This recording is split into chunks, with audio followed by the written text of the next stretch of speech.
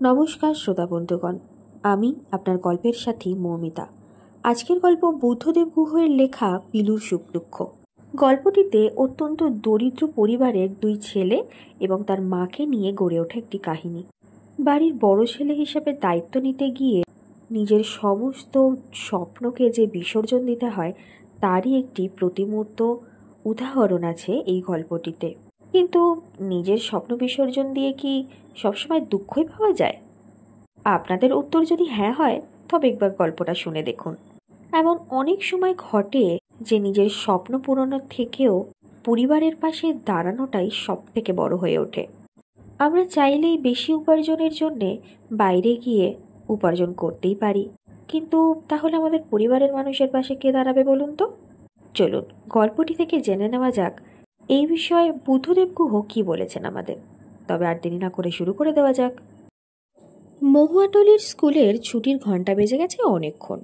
ছেলেরা এবং মাস্টারমশাইরাও প্রায় সকলেই চলে গেছেন। পিলু হেড স্যারের ঘর থেকে সবে বেরোলো। স্কুলের কম্পাউন্ডের মধ্যে সারি করে লাগানো ইউক্যালিপটাস আর কেশিয়া গাছেদের নিচে এসে সাইকেল স্ট্যান্ড থেকে সাইকেলটা তুলে নিল। তারপর বইয়ের থলেটা কেরিয়ারে বেঁধে বাড়ির দিকে বেরিয়ে পড়ল জোরে প্যাডেল করে। বাড়ি ওদের অনেক দূরে। এই বুনো জায়গাতে আর ভালো কোনো স্কুল নেই কাছে পিঠে, তাই রোজ 8 মাইল সাইকেল চালিয়ে আসে পিলু এবং 8 মাইল ফেরে বনগাঁওয়ের দিকে বুনো পথ ধরে। শীতের দিন, বনের ছায়া ঘন হয়ে এসেছে রাস্তার ওপর। ছায়ারা দ্রুত লম্বা হয়ে যাচ্ছে পূবে। পটুসের ঝাড় আর বুড়ো শালবনের গায়ের গন্ধে থমকে থামা হাওয়া মম করছে। পাখিরা আসন্ন রাতের ভয়ার্ত ডাক ডাকতে ডাকতে দ্রুত ডানায় ঘরে ফিরছে। বুড়াহাদেওদের বাড়িতে পৌঁছেই গা ছমছম করে ওঠে পিলুর। রোজই এইখানেই 4টে বুনো পথ এসে মিশেছে। বুড়াহাদেওদের থান, মস্ত একটা সাজা গাছের নিচে। জায়গাটাতে দেউয়ের পায়ের গন্ধ পায় যেন। পরবের সময় এইখানেই মেলা বসে। বুড়ির চুল, কাঁকড়ের মালা, গালার আর রূপোর গয়না, বগারি পাখি ভাজার দোকান, পুরি কচুরি বালুশাই, খয়েরি হলুদ লাল নীল কাঁচের চুড়ি, বৈশাখী পূর্ণিমার চাঁদের আলোর মতন চকচকের উপর বাসন, লাল নীল সবুজ সিরাপ দেয়া বরফের শরবত, সব কিছুরই দোকান বসে তখন। মানুষের গায়ের ঘামের গন্ধের সঙ্গে গরু, ছাগল, মুরগি, তিতির, আশকল, বটেরের পালকের আষ্টে গন্ধ, বনপথের ধুলোর গন্ধ আর বনের গায়ের বুনো গন্ধ মিলেমিশে যায়। বহু দূর থেকে দেখা যায় লাল ধুলো উঠছে এই ফাঁড়ির উপরে।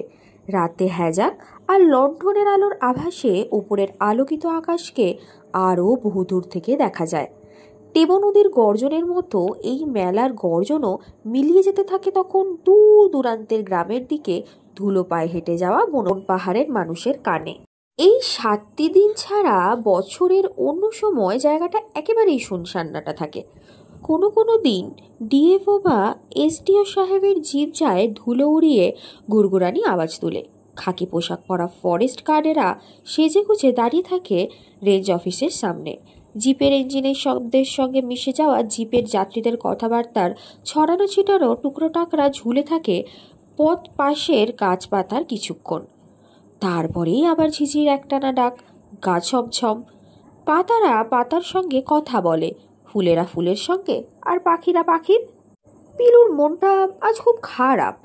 হেড স্যার শ্রীকৃষ্ণ নারায়ণ পাণ্ডে তাকে বকেছেন খুবই।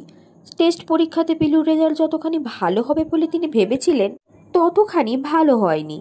হেড স্যারের এবং অন্যান্য সব স্যারেরই আশা ছিল পিলু প্রি ইউনিভার্সিটি পরীক্ষাতে স্ট্যান্ড করবেই। টেস্টের রেজাল্টে স্যারেদের মনে সে বিষয়ে গভীর সন্দেহ জেগেছে। স্যারেরা অবশ্য পিলুর ভালোই চান, পিলুও সেটা জানে, কিন্তু পিলু কি নিজেও ভালো চায় না নিজের? ওর অসুবিধার কথা সবচেয়ে বলতে পারে না সকলকে। সব কথা সকলকে তো বলা যায় না, বলতে যাওয়া বোকামিও। ওর নিজের ভালোর জন্যে যে বকুনি মাস্টারমশাইদের কাছ থেকে আজ ওকে খেতে হলো তাতেও শুধু দুঃখিতই হয়েছে, শুধু রাগ করেনি, কিন্তু অভিমানও করেনি কারোর ওপর। কারোর উপর অভিমান করতে পারে এমন মানুষ কি সকলের থাকে? বাড়ি ফিরল যখন তখন সন্ধে হয়ে এসেছে। ছোট ভাই নীলু ছাগলগুলোকে পাহাড়তলির ঝাঁটি জঙ্গল থেকে চড়াবড়া করিয়ে বাড়ি ফিরল। নীলু এখনো গাঁয়ের পাঠশালাতেই পড়ে, পরের বছর যাবে স্কুলে। এমন কথা আছে, পিলুর শেষ হবে স্কুল, নীলুর শুরু হবে। পিলু নীলু না অন্ধকার ঘরের ভেতর থেকে নাকি নাকি নাকি সুরে কথা বললেন। পিলু, এলি বাবা? হ্যাঁ মা, বলেই সাইকেল রেখে পিলু গিয়ে মায়ের পাশে কিছুক্ষণ বসলো। জিজ্ঞেস করলো, কেমন আছো আজ? আজ পূর্ণিমা, ব্যথাটা বেড়েছে বড়। নীলুও খায়নি?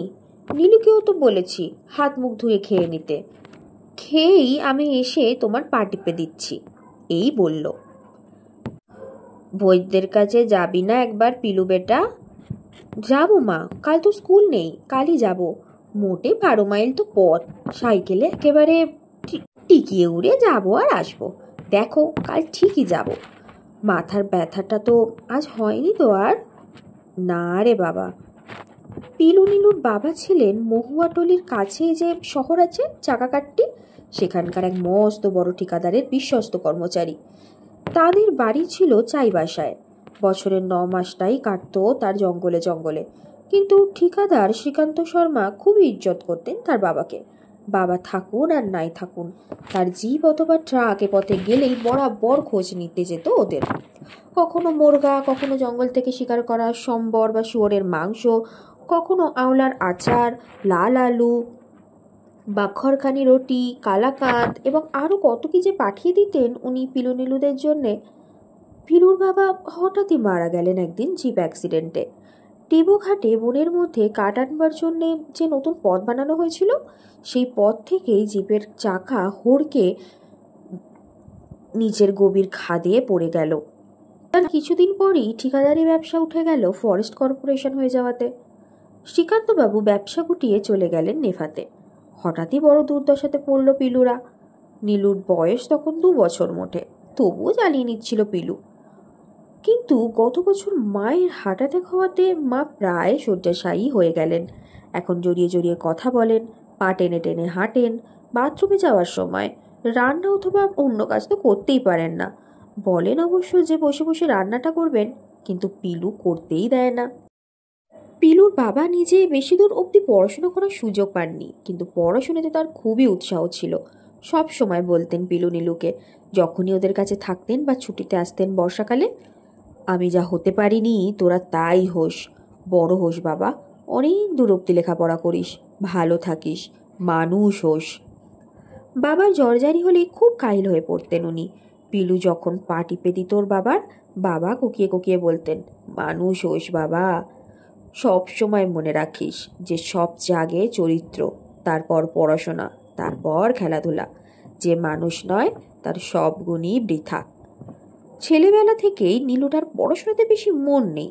ও বাঁশি বাজায়, বনে বনে ঘুরে বেড়ায়, প্রজাপতি ধরে, কাঠবেড়ালির বাচ্চা পোষে, মুন্ডা ছেলেমেয়েদের সঙ্গে নদী পাড়ে লুকোচুরি করে, মুন্ডারি গান গায়, মোষের পিঠে চড়ে বাঁশি বাজাতে বাজাতে চলে যায় সবুজ মাঠ পেরিয়ে নীল পাহাড়ের গভীরে। ও বলে ও শহরে যাব না, পড়াশোনা করব না।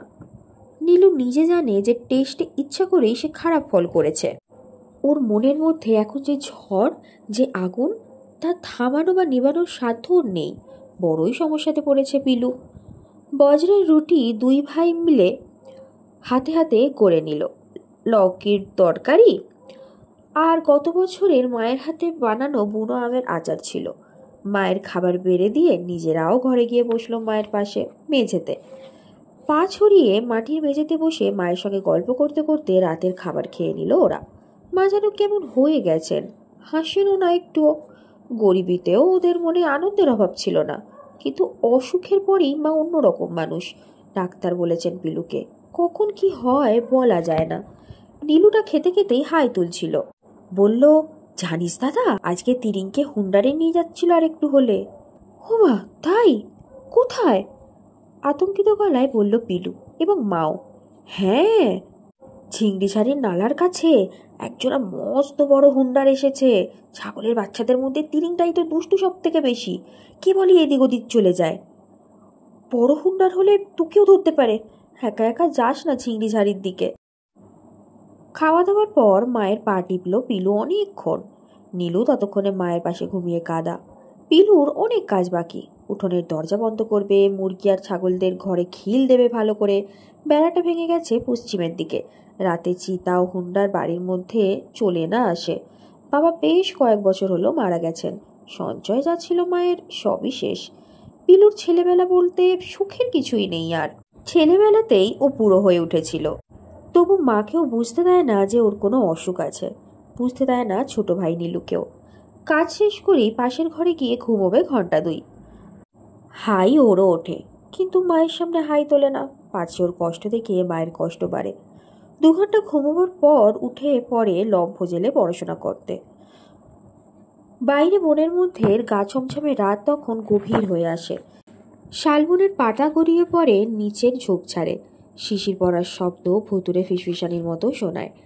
নানা রাত পাখি রাত পোকা ডাকে। নিশাসর জন্তু জানোয়ারের পায়ের চাপে ফুটপাট করে মরা ছড়া ডাল ফাটে। নুড়িতে শব্দ ওঠে কুটকুট। কখনো সখনো দূর পাহাড় থেকে আসা বড় বাঘের আওয়াজে গম গম করে ওঠে রাতের বন পাহাড়। পড়া শেষ করে পিলু ঘুমোয় আবার, ভোরের মোরগায় আর ময়ূরের ডাকে জেগে উঠবে বলে। ঘুম ভেঙে গেল। মেঝেতেই বাঁশের চাটাই পেতে শুয়েছিল। গরম পড়লেই সাপের ভয়ে সাবধানে থাকতে হয়, তখন আর মাটিতে শোয়া যাবে না। চিতি সাপেরই ভয় বেশি। শেষ রাতে হঠাৎই খুব ভাঙল বাবাকে স্বপ্নে দেখে। বাবা যেন পিলুর মুখের ওপর মুখ নামিয়ে এনেছেন। কি যেন একটা বলতে চাইছেন, কিন্তু বলতে পারছেন না। বারবার চেষ্টা করেও পারলেন না। বাবার যেন খুব কষ্ট হচ্ছে। কবল সরিয়ে বিছানা থেকে উঠে পড়ল পিলু। আজ পূর্ণিমা। শীতের পূর্ণিমায় রূপো থাকে না। আকাশ জঙ্গল সব হালকা তুতে হয়ে যায়। শাড়ির মতো সেই রাতকে জড়িয়ে থাকে সেই জ্যোৎস্না। কম্বলটা গায়ে ভালো করে জড়িয়ে মাটির দাওয়ায় এসে দাঁড়ালো পিলু। বাড়ির বড় ছেলেও। বাবা ওকে লেখাপড়া শিখতে, বড় হতে, মানুষ হতে বলেছিলেন। শিক্ষিত হওয়া, বড়লোক হওয়া, বড় হওয়া আর মানুষ হওয়ার মধ্যে কি কোনো পার্থক্য আছে ভাবছিল পিলু। ভাবতে ভাবতে অন্যমনস্ক হয়ে যাচ্ছিল ও। ওকে শিক্ষিত হতে হলে, বড় চাকরি করতে হলে, বড় লোক হতে হলে মাকে এখানে ফেলে রেখে টাটাতে গিয়ে কলেজে ভর্তি হতে হবে। বৃত্তি সে পাবেই, থাকা খাওয়ার খরচ লাগবে না। কিন্তু মাকে তো রেখে গিয়ে সে সেখানে থাকতে পারবে না। মাকে এখানে ছেলে মানুষ, পাগলাটে, দায়িত্বজ্ঞানহীন, নীলুর ভরসায় যদি রেখে যায়, তাহলে মায়ের যে কী হবে কে জানে। কে মাকে রেঁধে দেবে, কে ওষুধ এনে দেবে? ছাগলের দুধ বিক্রি বা মুরগির ডিম বিক্রির বন্দোবস্ত কে করবে? সামান্য জমিতে চাষবাসই বা কে দেখবে? তার নিজেরও তো ভালোই চলে যাবে শহরে বৃত্তির টাকাতে। টাটা কোম্পানির অনেক আলাদা ব্যবস্থা আছে ভালো ছেলে মেয়েদের জন্যে। কিন্তু মা, নীলু কি যে করবে ও তাই ভেবে পাচ্ছে না। এত সব কথা তো মাস্টারমশাইদের বলা যায় না, অথচ এসব শুনলে ওরা দুঃখই পাবেন শুধু। ওদের নিজেদের সংসারই চলে না। এইসব ভেবেই ও ইচ্ছে করে টেস্ট পরীক্ষাতে খারাপ করেছিল, যাতে ওরাই বলেন যে এবছর তুই বসিস না ফাইনালে পিলু, তোকে স্ট্যান্ড করতেই হবে। গত সপ্তাহে শ্রীকান্ত শর্মার বাড়ি গেছিল একবার। উনি ছিলেন না। ওর ভাই খুবই খারাপ ব্যবহার করলেন। বললেন অনেকেই তো নিয়েছে, তোমার বাবা আর তোমরা মিলে আমার দাদার কাছ থেকে তো অনেক নিলে, আর কেন? তাং মত করো, যাও। মাকে বলেনি সে কথা। তারা ভরা আকাশের দিকে চেয়ে রইল পিলু। কি যে করবে ও? উত্তর পেল না কোনো। তারপর মনকে শুধলো, সেও নিরুত্তর। তার উপর নিজের মনকে শুধলো পিলু এই কঠিন প্রশ্ন। শিশির ঝরছে বনে বনে, মুহূর্ত ঝরে যাচ্ছে শিশিরের মতোই পিলুর জীবন থেকে। জানেও কোনটা ঠিক কোনটা ভুল। তা ঠিক করতে ভুল হয়ে গেলে জীবনটাই ভণ্ডুল। আর একটা মাত্রই তো জীবন। নীরবে পিলু আকৃতি করে বলল, বলো বলো, তোমরা বলে দাও আমাকে, আমি কি হব? জীবনে কি হব, কি করব? হনুমানের দল দূরের গহীন বনের কাছে কাছে ঝাপাঝাপি করে ডেকে উঠল। হঠাৎই উত্তরটা ছুড়ে দিল তাকে বনের নীলচে ভেজা শীত জ্যোৎস্নাকে শাড়ির মতো পেঁচিয়ে পড়া নীলাভ অন্ধকার। বলল, পিলু, অন্য সব কিছু হওয়ার চেয়ে মানুষ হওয়া অনেক বেশি কঠিন। শিক্ষিত হওয়া সোজা, টাকা রোজগার করা সোজা, যশস্বী হওয়া সোজা, কিন্তু মানুষের মতো মানুষ হওয়া সে তো সব থেকে বড় কঠিন। পিলু, তুমি তোমার মাকে ছেড়ে যেও না। তুমি চলে গেলে তোমার মা তো ভেসে যাবেন, মরেই যাবেন হয়তো 2-1 মাসের মধ্যে।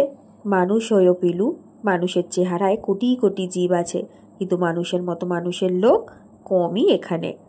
পিলুর মনে পড়ে গেল বাবা বলতেন, চরিত্র চরিত্র সবচেয়ে আগে, তারপর সব কিছু। এই মানুষ হওয়ার আরেক নামে কি চরিত্র? পিলু দুঘরের মধ্যে দরজা দিয়ে মায়ের ঘরে গিয়ে মাকে জড়িয়ে ধরল। মায়ের ছেঁড়া লেপের তলায় ঢুকে গেল ও। মায়ের গায়ের গন্ধ মাখা ওমে নাক ভরে গেল। বাইরে তখন অন্ধকার ফিকে হয়ে আসছে। পাখপাখালি নড়ে চড়ে বসছে। জেগে উঠছে পৃথিবী ধীরে ধীরে। মা চমকে উঠে মুখ ফিরিয়ে বললেন, কি হয়েছে রে পিলু, কি হয়েছে?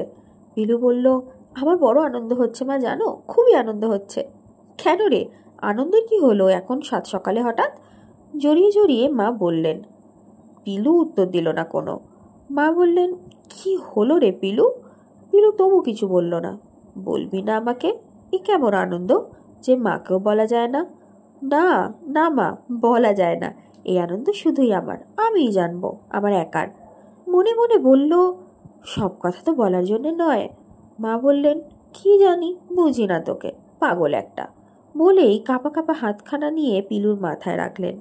একটু পরে পিলু বলল, সকাল হলো, এবার উঠি মা, তোমার আর আমার জন্য চা করি, নীলুর দুধ ফোটাতে হবে, ছাগল দুইতে হবে, আকোয়া ভাইকে খবর দিতে হবে বল দুটোর জন্যে, অনেক কাজ। পিলু যখন বাইরে এসে দাঁড়ালো তখন রোদ উঠে গেছে। সকালের রোদ পড়ে ঝলমল করছে লক্ষ কোটি স্বপ্নম পাতায় পাতায়, ঝোপে ঝাড়ে ঘাসে ঘাসে। শিশিরের হিরে ঝরিয়ে দিয়ে একটা বুলবুলি উঠল ভেজা গাছের পাতলা ডালে দোলা দিয়ে। শীষ দিতে দিতে চলে গেল পুবে। রোদে পিঠ দিয়ে দাওয়ায় দাঁড়িয়েছিল পিলু। ভাবছিল টাটাতে গিয়ে পড়তে পারবে না ও। কত কী না ভেবেছিল, ডাক্তার হবে, মস্ত ডাক্তার। হলো না আর হওয়া। কিন্তু নিজেকে কষ্ট দেওয়ার মধ্যে যে এতখানি আনন্দও থাকতে পারে তা কখনোই পিলুর জানা ছিল না। নিজেকে ঠকানোর আনন্দে বুক ভরে গেল। কে জানে, যে নিজেকে ঠকায় হয়তো সেই আসলে যেতে। কি কেমন লাগলো গল্পটা? আশা করছি ভালো লেগেছে। ভালো লাগলে লাইক ও কমেন্ট করবেন। ধন্যবাদ।